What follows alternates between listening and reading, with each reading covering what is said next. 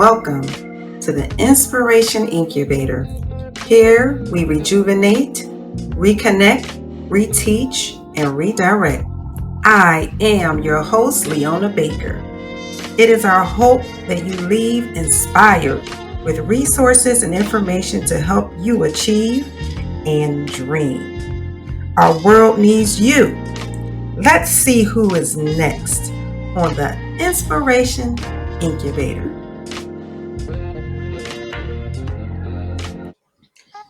This segment of the Inspiration Incubator is presented to you by Dr. Tamara Beckford with You Are Caring Docs, a telemedicine urgent care provider. To receive remote services, to meet specific needs without going into an office, please log onto her website at www.youarecaringdocs.com. Remember, when you need telemedicine urgent care, contact Dr. Tamara Beckford.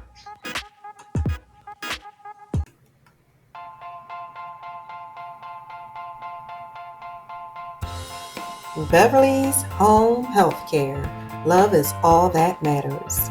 Do you have a grandparent at home, a senior citizen, or perhaps just a loved one who needs additional assistance? Some may need non-medical services such as personal care attendants, certified nursing assistants, respite care, home health aides, homemakers, companions, or housekeeping. Others may need a long run of personal care services. Well, contact Beverly's Home Health Care and get your loved one needs met today. You may contact them at 215-596-5200. That's 215-596-5200 today.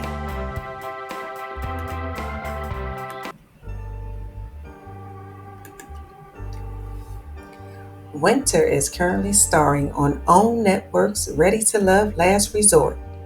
The 1-hour series follows grown and sexy men and women looking for lasting love. But this time, they'll be quarantined together at a secluded mountain resort with no outside distractions. The new season will premiere on Friday, October 23rd at 9 p.m. Eastern Standard Time as a part of the network's new night of unscripted fall programming. Wynter Patterson is a dynamic television personality, host, speaker, entrepreneur, visionary leader, and published author. After serving 14 years as an award-winning vice president for J.P. Morgan Chase Bank, she has a wealth of business and management knowledge that strengthens her ability to teach, lead, and connect with people on many different levels. A native of Grand Rapids, Michigan, Wynter was raised in Houston, Texas, under a family of pastors and ministers of all levels. She obtained a Bachelor of Science in Business Psychology from Stephen F. Austin State University and a Master of Business Administration. She also studied expository preaching at Oxford University and received a Certificate of Theology from Princeton University. Her passion for convincing others that it is indeed possible to live healthy, impactful lives has catapulted her own dreams and goals to unimaginable heights. As the founder and CEO of Wynter Patterson, LLC, and the nonprofit I Am a Pearl Incorporated, she seeks to help people heal and understand their value through teaching and transparency. She is the owner of Winter Time Publishing, which has published both of her books of that I Am a Pearl series. She completed a 10-city book tour in 2017 in the United States and Cuba to uplift women and empower them to discuss topics such as self-love, healing, divorce, and relationships, and uplift them to live their lives to their fullest potential. As a former Miss Texas pageant winner, Wynter gained first-hand insight to both the illusions and realities of natural beauty, and soon learned that true beauty simply comes from within. It is through this mindset and spirit of determination that she had dedicated her life to ensuring that everyone she encounters will walk away with a better outlook on life, no matter the current circumstances. Well, welcome to the Inspiration Incubator. How are you, Wynter? I am well. Thank you so much for having me. I am just so grateful that you can make it because you are just the brightest winter ever. I love that. I have got. Can I borrow that? Can I use that for something? You can have it. You can have it. There was a book that Sister Soldier wrote, and it was the coldest winter ever, but that didn't fit your personality at all. Um, it just didn't. Years ago, you and I met out in the community. You were informing people about the opportunities available for their small businesses. And since then, I've seen you at some other events doing the same. But I'm just so excited because you are just doing your thing. When I tell you, so after having had seen you as a host and an exceptional television personality, because you just have that gift. When I tell you, you are gifted in that area of just drawing people in. And then the next thing I know, before I turn around, you're on OWN's network, Ready to Love Last Resort. Okay. So Yeah. can we let's start there. Tell us a little bit about what's going on, for what you can share, because I know you can't share too much, but just give the people an idea of what you can share as it relates to that experience, and then I'll jump into a few other things. You know what? We just finished recording not long ago. I had the opportunity, I was approached as a, black single in Houston, kind of, the movers and shakers of the city, I suppose. I was approached with the opportunity and I said, why not? What I've been doing hasn't worked. I'm still single, so let's just try something new. Let me just jump off a cliff and see what happens. And it really was an amazing experience. Everything Oprah does on the OWN network is top notch. So my cast was top notch. If you guys get a chance to watch, they are a beautiful cast of people who are accomplished, who are actually nice people, most of them. And I had a good time. I had a chance to meet some really cool people and just do something I never got a chance to do. And hopefully, I found love.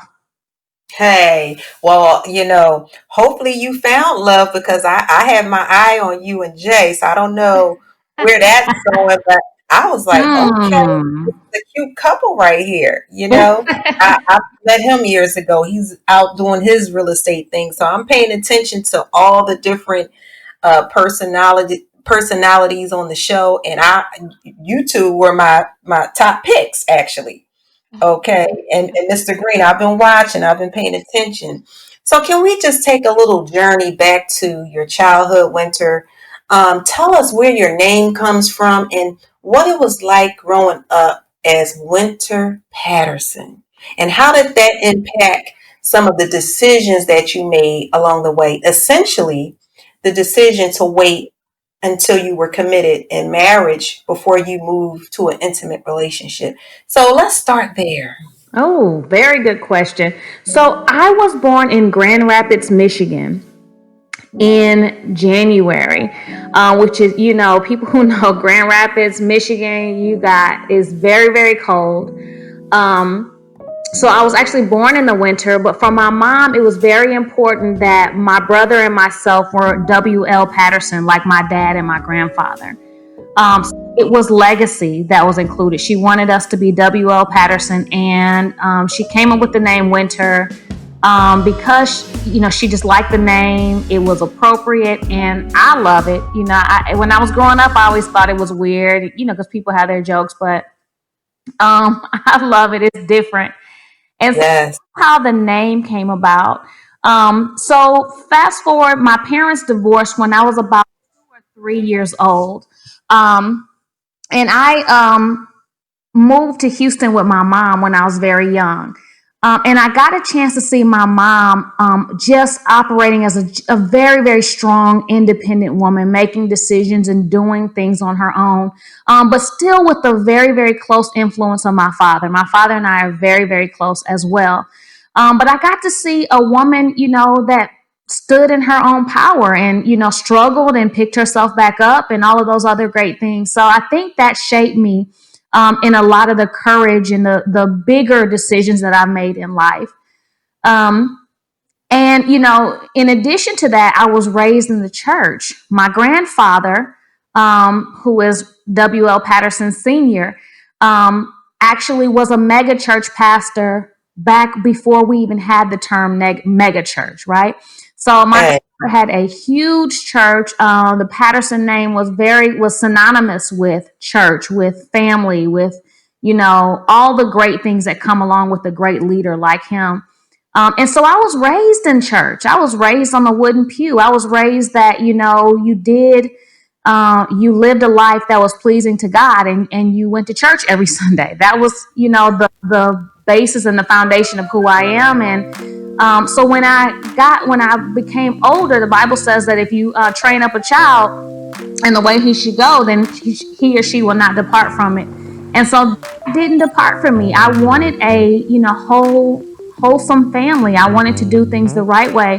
And so when I met my husband in church, that was a deal breaker for me. Like, hey, if we're going to do this, we're going to do this the right way, or what I thought was the right way at that time. And that's what we did. I had no regrets about waiting until my wedding night to finally experience my husband. And it was a good thing for a second. Yes. Yes, I do. I know how that is. That second comes and goes, honey. But yeah, I know. Yeah. Well, as a young lady who was also raised by my grandfather was a deacon, and I have an uncle who was a pastor, and I developed my relationship with God very, very, very strongly, I would say, when I went through trials and tribulations in my relationship with my children's father, because I am single, and I have two sons with my childhood sweetheart. So when you say trying to do things the right way, I call myself trying to do things my way and the right way. Mm-hmm. And it didn't work out, but because of that spiritual foundation, there are a lot of things that I was empowered to say no to. And there was a Mm-hmm. lot of protection that covered me. And so, even for yourself, when you share that information, just think about all of the heartbreaks that you didn't encounter as a result of making him wait, all of the Mm-hmm. disrespect or unfortunate situations that some women found themselves into as a result of just consistently being in and out of relationships. So, I always tell people, sex is very sticky. And so if you're, out here doing everything with everybody, then it's a sticky thing. You all of a sudden develop feelings, and you're stuck in these relationships that may not even be anything worth exploring. And mm, you're right. You dodge a lot of that when you make a decision like that. yeah, that was and kudos to you to be able to have that discipline. I shared with someone how long I had been celibate recently, and they didn't believe me. They didn't believe me. But when I see beautiful women like you saying that they're single, I'm not surprised. I just know that some of us are just at that point where we're going to wait, we're going to enjoy our life, and when God brings the right person along, we're all for it. And in the meantime, we're just enjoying ourselves, handling our business. I There mean, you go. we know what our self-worth is, right? Amen. Yes, ma'am. Yeah. So, how did you get involved with television, being a host, and speaking? Because as an entrepreneur, you are a visionary at heart. I mean, you are just building. So let's start and go in that direction. Tell us a little bit how your personality developed and some of the projects that you're working on. I don't really remember the turn or the time. I just remember knowing that I did, I could do public speaking. Um, I felt at one point I was, preaching and teaching all over the world. And so I felt the call to preach. And when I did for the first time, it came very, very naturally for me. Like it just, the whole building of a sermon, the whole delivery, like a lot of those things that people learn through being taught just came very natural for me. And I'm so grateful for it. That just for me was evidence like this is my purpose, this is what I'm called to do. And with that came other opportunities. I began to see like, okay, I want to do a talk show. I want to give people, inspirational content that may not necessarily be in the church, because everybody doesn't go to church. Like, how come we can't hear about someone's backstory, or hear someone's philosophy on life, and possibly glean inspiration from that? Um, and so that's, kind of the whole thing where the talk show was birthed. I had a friend by the name of Ramon Harper who passed away exactly 1 year ago yesterday. And he, definitely saw the gift, and he made a phone call to a producer here in Houston who met with me and said, I will fund your vision completely and fully. And so that's how I started the talk show with Miko TV. And Mm-hmm. the rest is history. God is just continually opening doors for me to do media and do this thing that I really love. That's just awesome. So as it relates to Miko TV, now I know the wine with Wynter. When I saw that, I was like, oh, okay, she got her inspirational talks going on. That's aligned with what I have going on. I was excited for you, right? Mm-hmm. So with the Hidden Pearls with Wynter Patterson, that was a previous television show that you were a host of, correct?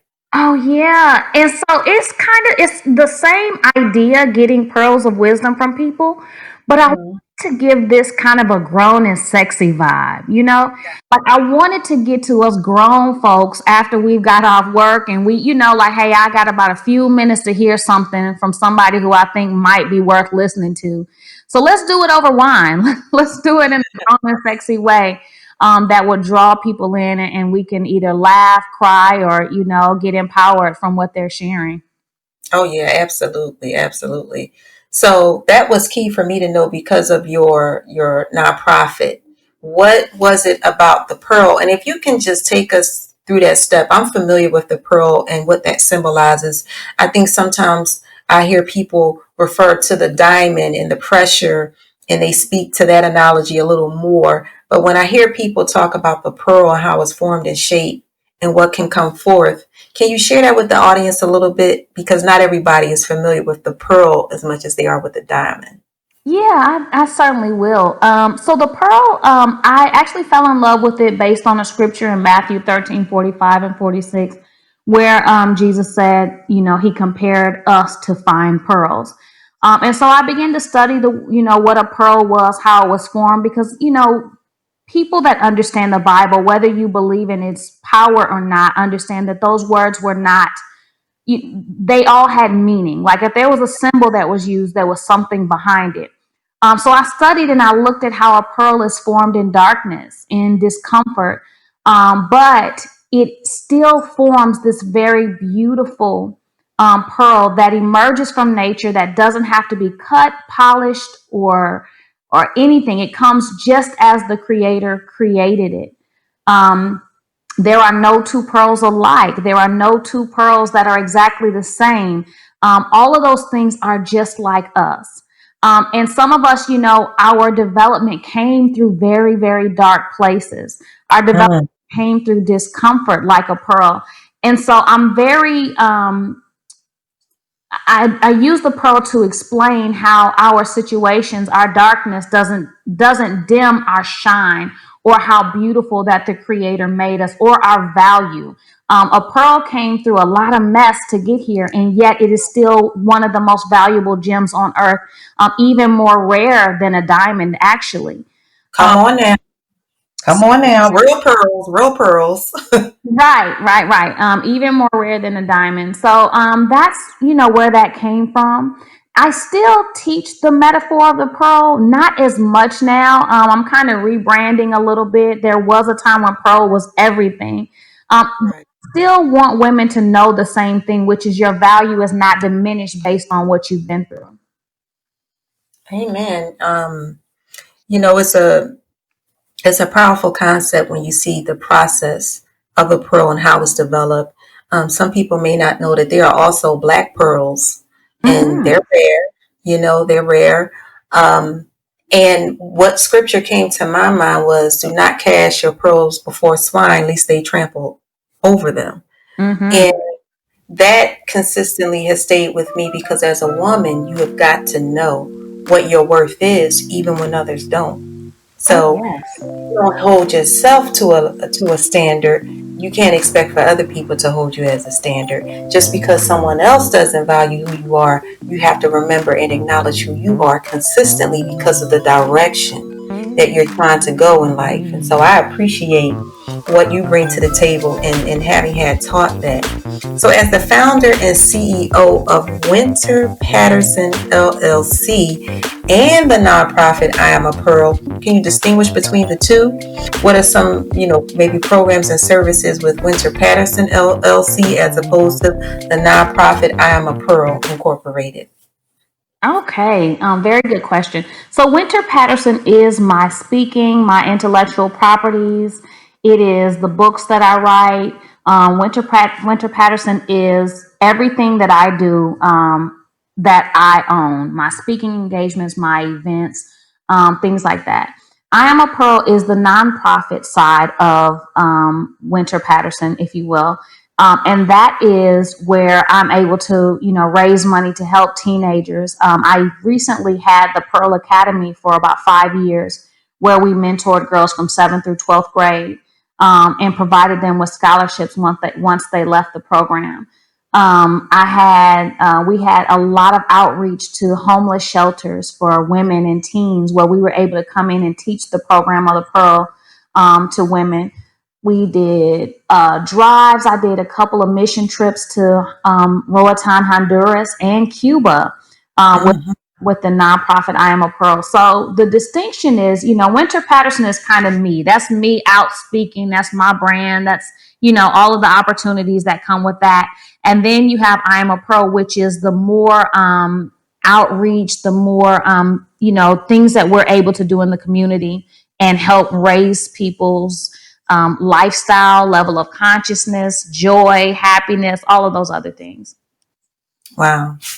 Sounds exciting, and it sounds like you've been really focused on just, not just making an impact, but making an impact on your community, as well as making sure that you're headed in the direction that you would like to see yourself 5 and 10 years down the line. And it's important for us to engage with and to surround ourselves with people and places of purpose. As I have watched you grown in your own way, you are excelling at a rate that is just beyond anything that maybe myself or anybody else expected, but it's all aligned with what you're doing. Like, you're just such an example for young women, for young ladies. And to see you step out and take the courage that you did just to get on that show, I was like, wow, okay, Thank that's you. You know, that was courageous. I appreciate that, because a lot of people they look at it as, okay, what were you thinking? What were you trying to do? And No, that was awesome, honey. That's all you. And let me tell you something. For those who don't know, okay, when Wynter came up in the spot, okay, you have to tune in. I'm not going to tell you too much about the show, but when you stepped up on the scene, you owned it. And what's wrong with women? Why can't women just be confident? I was just having this conversation with no, I was just listening to the tape. My bro, I have a lot of guys that I'm cool with that I grew up with, and so my bro Anthony Beverly, they call him Money Shy. I was listening to the tape playback, and I said to him, I don't want women to feel like they can't have men who are, just friends that are millionaires or even billionaires, because they're concerned with the stigma that's going to be put on them as a result of that. Because when women look the way you do, right? Mhm. Sometimes people judge, well, who's taking care of her? Or who is her boyfriend? Or who? You just said you were single, right? And if they read your bio, they don't. I mean, this woman has a certificate of theology from Princeton University. That is very impressive. Very impressive. Thank Okay. And you. so, why can't women walk in their confidence? Why can't they be goal getters and want to make their money and not have to be looked at as, well, who's taking care of her? What's she doing? Not that we don't want somebody to help us out, but we can walk in our own right, is what I'm saying. And so when you walked in on the scene, honey, I was like, okay, you were owning it, and the brothers were happy for you to be there. So what was some of that feedback? People were just wondering, well, what were you doing? Or Yeah, people were like, why would you do it? What are you doing? Or, and I don't know. I appreciate you saying like it took some courage for all of us to leave the comfort of our home and go on this TV show and just see if we could, find love. Um, Yes. it took something, and it was a really crazy experience. And I'll tell you why I say that. Because when you're in reality world, you're filming for very, very, very long periods of time with these people who you just met, and Right. because you're together all day, every day for these long periods of time, you develop bonds very quickly. Yes. And I never forget, like I was talking to one of the producers and I was like, me and my friends and my friends, and he was like, you've only known them for 4 days, right? But it's crazy because in reality world, 4 days is like 4 months. Like you really kind of develop some strong bonds with these people and your feelings do get involved. So it takes a lot of courage for both the men and the women who decided to do this. It really does. And I'm all there. So I'm there every week tuning in, and I can't wait to see where it goes. It also gives you a reality check as it relates to the real world outside of reality TV, because it reminds you of how many women and men are single and they're just out there hoping to find love. And that's a conversation that we as individuals should be able to have without feeling that we can't because we're going to be judged. Just because you want to be in a relationship doesn't mean there's something wrong with that. And when people ask, do you get that question a lot where people ask you, why are you single? Why are you single? Every interview, every time, every day. People are like, well, you attractive lady, like what's going on? I think I think people don't they take for granted that when you get to a certain age as a woman and you've done a few things, you have standards. And I'm not a woman who's willing to just, okay, I'll just accept anything. Like, no, I believe that, there are good men out there. There are men who, have a lot to offer. And I'm willing to, wait until I find that. I Yeah. dated some really amazing guys. Like my last, couple guys that I've dated were very accomplished and very great guys, but it just wasn't the one.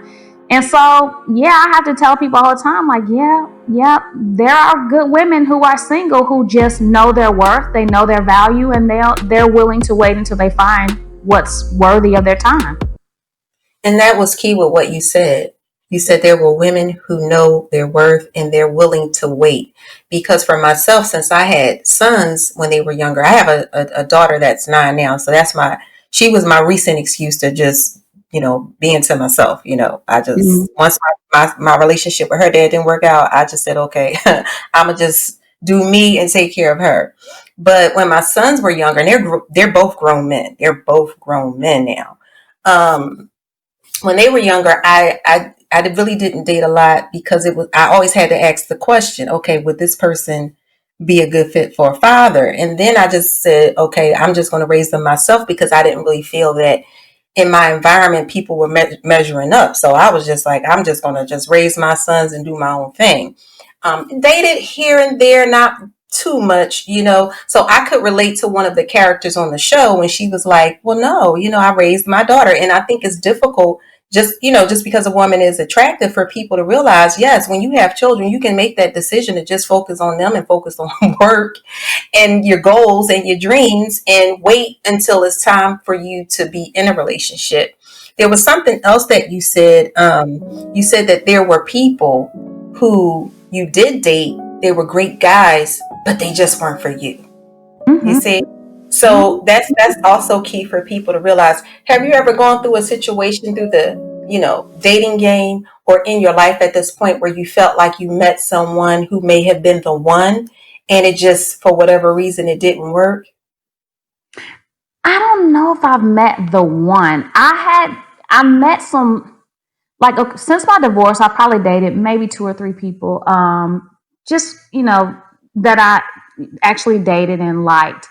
Um, and I feel like they served their purpose. Like they were seasonal. We had a great time. We laughed. We had made some fun memories, and then it was over. I don't know that I met one and maybe like I can't say okay, we it was him, but the timing was off. No, Okay, got it just wasn't the one. It was, it was good while it lasted. I was fully present and I enjoyed the dating experience, but it wasn't it. the Yeah. one.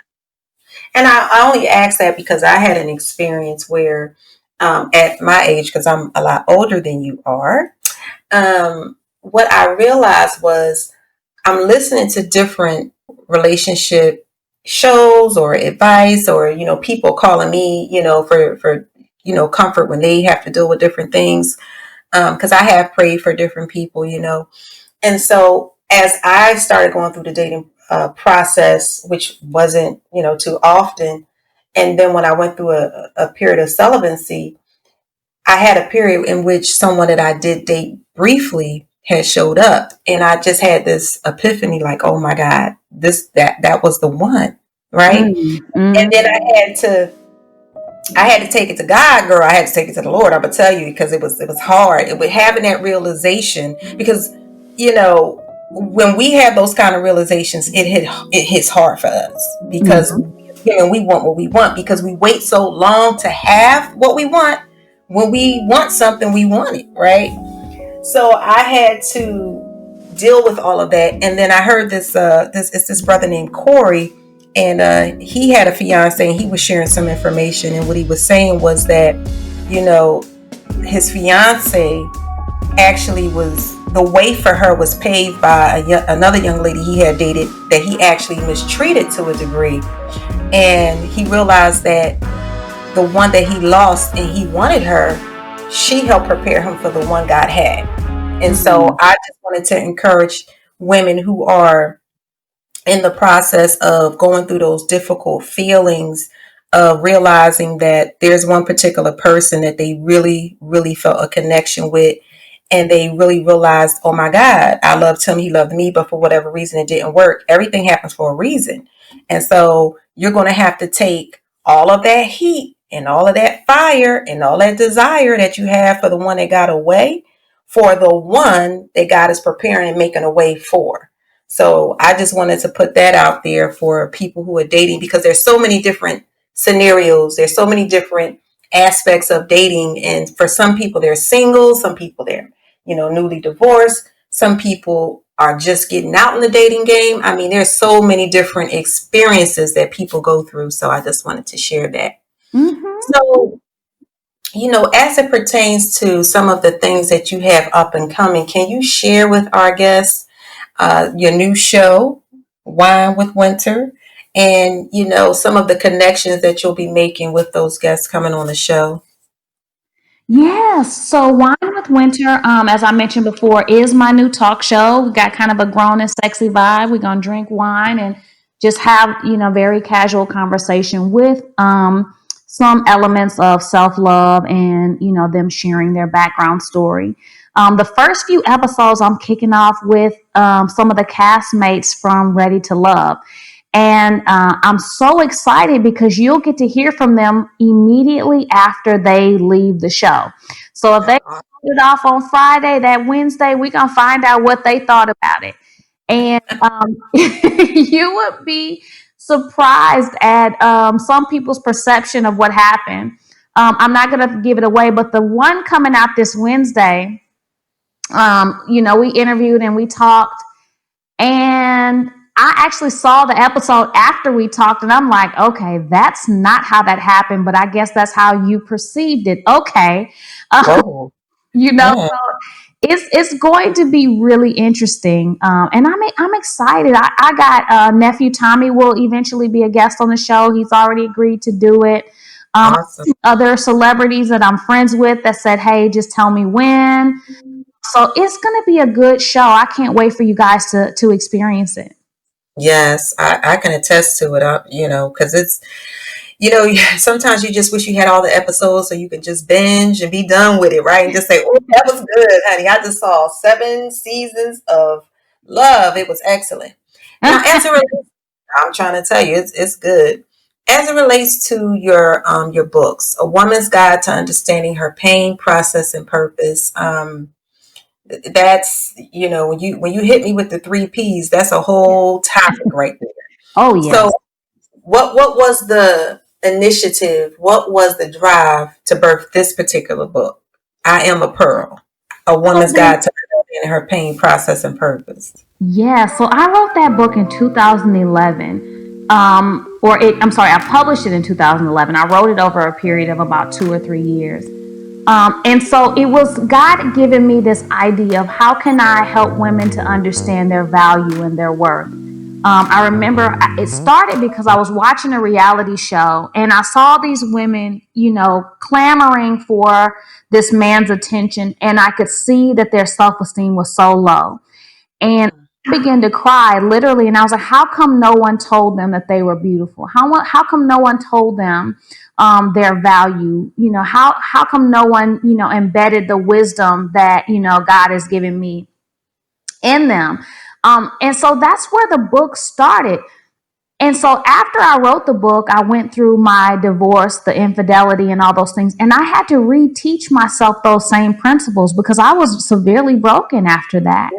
Yes, I've been there, girl. I know it Yeah. breaks you down. And Ooh. so, yeah, and it goes to show you, like right now, I teach the same principles, but it's more under I speak about self love.